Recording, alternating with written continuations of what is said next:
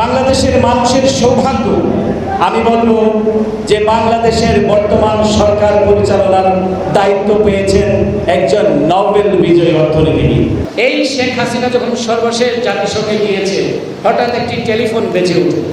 আমি unknown telephone, তারপর খুব বাচ্চা দেখে আমি ধরার পরে বললো আমি লেফটেন্যান্ট জেনারেল মুজিব না কি নাম বললো, ওই ওদের পূর্বপুরুষের নাম।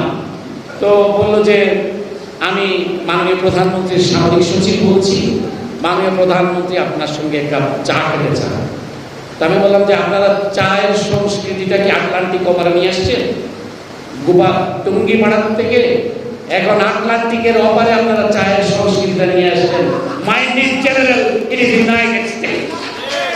তা আমাকে বললেন না আমি কিন্তু আমাকে ইমপ্রেস করার জন্য সে আমাকে বলল যে আমি কিন্তু ম্যাডামের এসএসএফ এ ছিলাম। আমরা ম্যাডামের এসএসএফ বুঝতে পারিনি।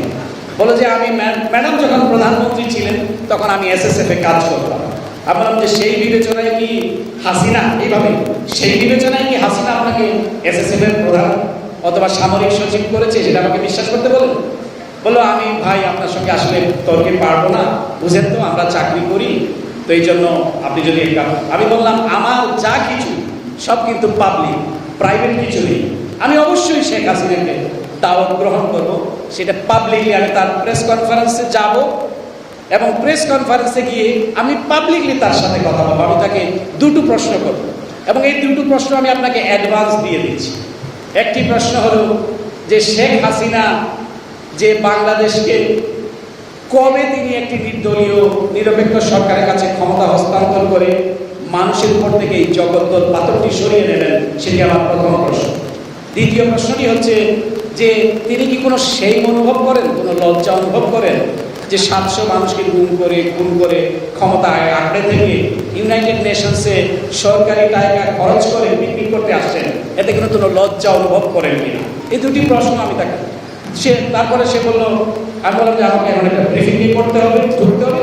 প্রশ্নটি করেই আমি ফোনটি রেখে দিয়েছি। যে আমেরিকা রেজিম চেঞ্জ করেছে, আমি হলফ করে বলতে পারি আমেরিকার কোনো রেজিম বাংলাদেশে করেনি। বাংলাদেশের মানুষ, বাংলাদেশের ছাত্র জনতা তাদের সর্বোচ্চ আত্মত্যাগের মাধ্য দিয়ে এই রেজিমকে চেঞ্জ করেছে এবং শেখ হাসিনা তার স্বামীর দেশে চলে গিয়েছে।